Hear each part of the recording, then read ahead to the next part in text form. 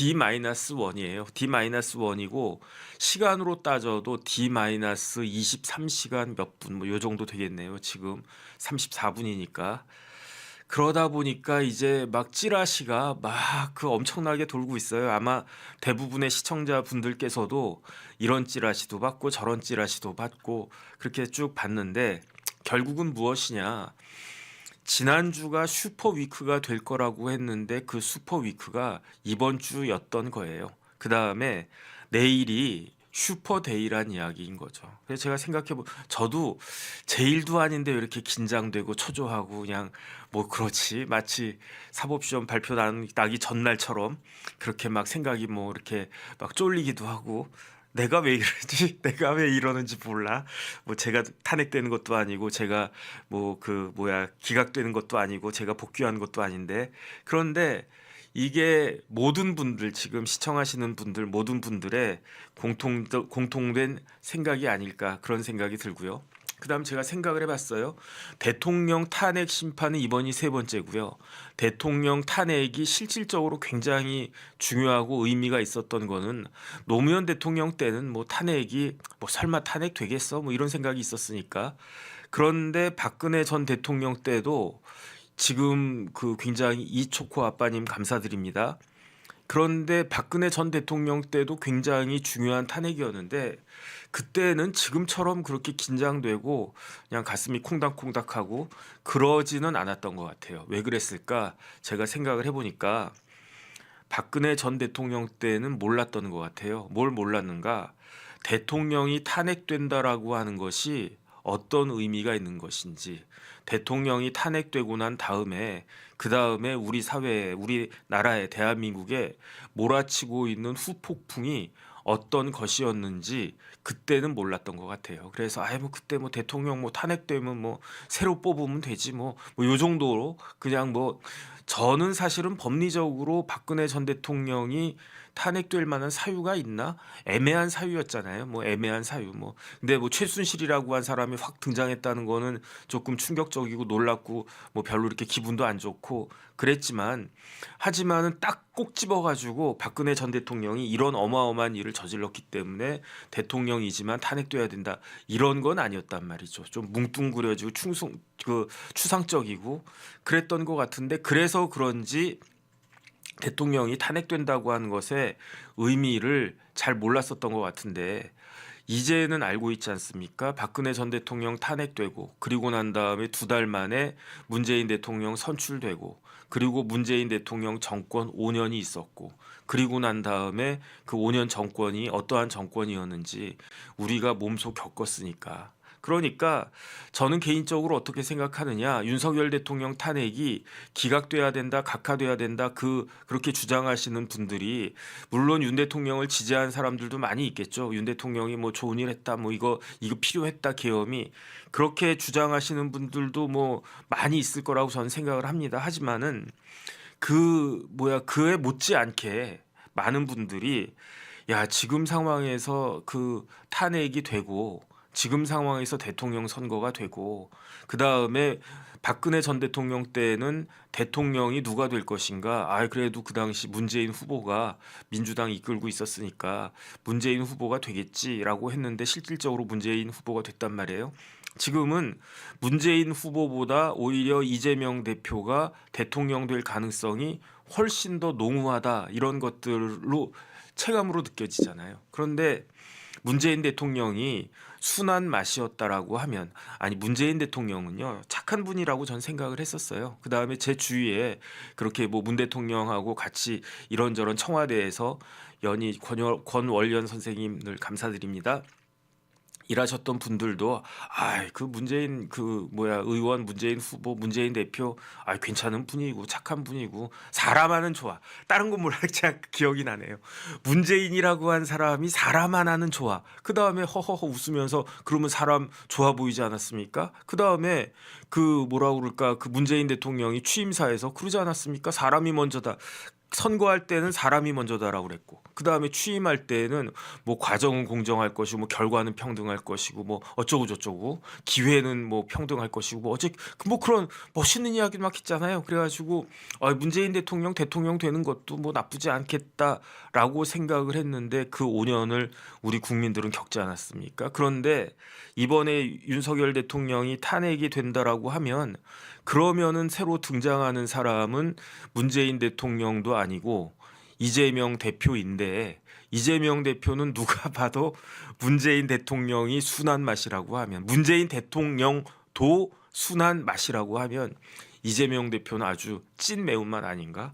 어쨌든 그런 부분들 더군다나 문재인 대통령이 대통령 됐을 때에는 민주당 의석수가 과반이 안 되지 않았나? 제가 그 확인 못 해봤는데 그랬는데 어쨌든 문재인 대통령 임기 중에 총선에서 180석 얻었잖아요. 그런데 이재명 대표 관련해 가지고는 아예 지금 그 범야권이 민주당 포함한 범야권이 무려 190석이 넘으니까 그러니까 이게 과연 좋은 것인가? 이게 과연 감당할 수 있는 것인가? 이런 생각들을 많이 하니까 그러니까 그 내일 탄핵 선고가 그 어떤 때보다도 역사적으로도 중요한 의미를 갖고 있는 것이 아닌가. 어쨌든 저는 그런 생각을 갖다가 합니다. 그래서 찌라시가 제가 어제 여러 찌라시를 갖다가 받았는데 8대0 찌라시도 받았고요. 5대3 찌라시도 받았어요. 8대0으로 인용이 된다. 그때 뭐 누가 어떻게 해가지고 다른 사람들이 우르르 그냥 어쩔 수 없다 해가지고 만세 불러서 8대0이 된다. 이런 그 찌라시가 확 돌더라고요.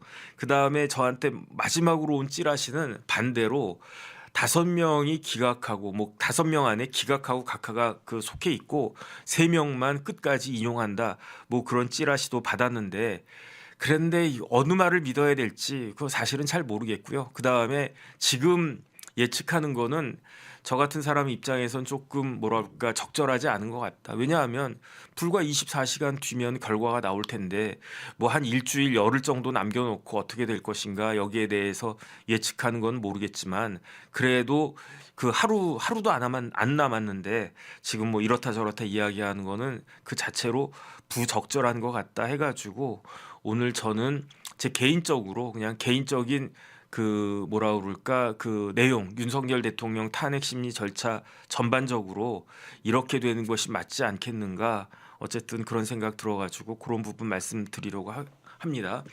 조선일보 기사 좀 잠깐만 띄워봐 주세요. 조선일보 기사가 어떻게 나왔느냐.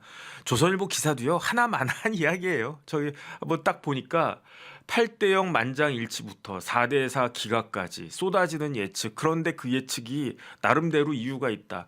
저런 기사 누가 못 쓰겠습니까? 제가 기자가 아니라고 하더라도 진짜 저런 기사는 다 쓸 수가 있죠. 그 다음에 4대4부터 8대0까지면은 모든 경우의 수가 다 포함되는 거예요. 8대0 만장일치부터. 그럼 남은 게 경우의 수가 뭐가 있습니까? 7대1, 6대2, 5대3, 4대4. 8대0 이게 다잖아요. 그러니까 어떤 게 나와도 다 이유가 있다 그런 이야기니까 하나마나한 이야기인데 그래도 한번 조선일보에서 어떻게 정리했나 한번 보겠습니다. 그 다음 페이지 좀 띄워봐 주세요. 5대3 그 중도나 보수 성향 재판관이 끝까지 입장 고수하면 5대3 나오는 거예요. 그래서 저는 어떻게 생각하냐 하면 객관적으로 제일 쉬운 숫자가 5대3일 것이다. 저는 그렇게 생각합니다. 왜냐하면 3명이 그냥 끝까지 나는 그냥 내 입장이 그래. 그다음에 어차피 윤석열 대통령 나 임명했는데 제가 말씀드렸잖아요. 저는 지난번에 조선일보에서 한 면 가득히 그 한 면을 세 수로 딱 나눠서 인용 기각 각하 의견을 로스쿨 교수님들이 각 하나씩 맡아가지고 자신의 입장을 갖다 밝히지 않았습니까? 그래서 저도 그렇게 생각해요. 제가 여러 번 말씀을 드렸지만 제가 듣보잡 변호사에 불과하지만 저보고 정 변호사 그냥 제가 헌법연구관이라고 치고 재판관님들이 정연구관 기각으로 그 써주세요. 그럼 기각 쓸 수 있습니다. 충분히 쓸 수 있습니다. 각하로 써주세요. 무지하게 쉽게 쓸 수 있습니다. 뭐 더 볼 것도 없어요. 이거는 소추 사실의 동일성이 인정되지 않는다. 각하. 인용으로 써보세요. 인용도 쓸 수 있다고요. 그러니까 이거는 어떤 결과가 나와도 사실은 이상하지 않다. 이거는 윤석열 대통령에 대한 탄핵 심리는요. 1 더하기 1은 2다 이렇게 딱 떨어지는 문제가 아니라고요. 이거는 헌법재판관들 지금 8명의 헌법재판관들이 의지로서 결정으로서 결단할 문제인 거지 어떤 법리적으로 이걸 갖다 막 이렇게 수학 문제 풀듯이 이렇게 풀 문제가 아니란 말인 거죠. 그러니까 저 같아도 제가 헌법재판관이라고 하더라도 눈 딱 감고 아, 윤 대통령 기각할까 인용할까 아니면 각하할까 그래가지고 딱 정한 다음에 좋았어 결심했어. 그런 다음에 그 결심에 따라 가지고 연역적으로 귀납적이 아니라 연역적으로 충분히 써도 되는 그러한 판결이다. 그런데 지금 상황은 어떻겠는가? 보수 재판관이 3명이란 이야기잖아요. 그 3명이 입장을 바꾸지 않고 가만히 있으면 그러면 5대 3이 나오는 거예요. 5대 3이 나오면은 과반수는 인용을 원했다고 하더라도 헌법이 그렇게 되어 있으니까 헌법재판소 법이 그렇게 되어 있으니까 5대 3이면 과반수가 인용을 원했음에도 불구하고 주문은 기각이 나올 수밖에 없는 것이다. 그러니까 객관적으로는요. 그 윤석열 대통령 측이 유리할 수밖에 없는 구조예요. 객관적으로는. 왜냐하면 지금까지 5대 3으로 쭉 유지가 되어 있었는데 그중에 한 명을 포섭해야지 결과가 바뀌는 거고 포섭만 안 당하고 그냥 쭉 가만히 있으면 그러면 어떻게 되는 겁니까? 그러면은 뭐 기각되는 거니까. 그러니까 포섭하는 게 어렵습니까? 가만히 있는 게 어렵습니까? 포섭하는 게 훨씬 어려운 거지. 그러니까 5대 3 이야기가 객관적으로는 제일 쉬운 결론일 것이다. 그런데 변수는 뭐냐면 저 3명 중에 한 명이라도 포섭이 됐다라고 하면 결과가 180도로 바뀔 것인데 과연 그런 일이 있을 것인가가 그게 문제가 되는 거고요. 그다음에 8대 0도 마찬가지예요. 이런 부분 제가 좀 이따가 말씀드리겠습니다. 4대 4도 마찬가지예요. 그러니까 그런 식으로 찌라시에 나와 있는 내용은 8대 0, 5대 3, 4대 4 다 있어요. 찌라시가 다 있어요. 그래가지고 마음이 8대 0으로 가면 좀 불안해지고 5대 3으로 가면 희망이 되고 4대 4로 되면 어이 맞아 이렇게 되면 좋겠다 이런 생각이 되고 그런 거 아니겠습니까? 지금 대부분의 이제 국민들이 다 그런 생각을 갖다가 할 것이다. 그런데 제가 곰곰이 생각을 해봤어요. 어떻게 생각을 해봤느냐? 헌법재판관 8명 있어요. 8명 얼굴 좀 다 띄워봐 주세요. 지금 참 헌법재판관이라고 하는 분들이 그냥 그 스쳐 지나가듯이 있는 듯 없는 듯 그렇게 헌법재판관 임기 마치고 퇴임하시는 분들도 많았는데 그런데 지금 우리나라 역사상 가장 논란이 된 헌법재판관들이 지금 윤석열 대통령 파면하는 저기 탄핵 심리 절차를 담당하고 있는 이 8명의 재판관들은요.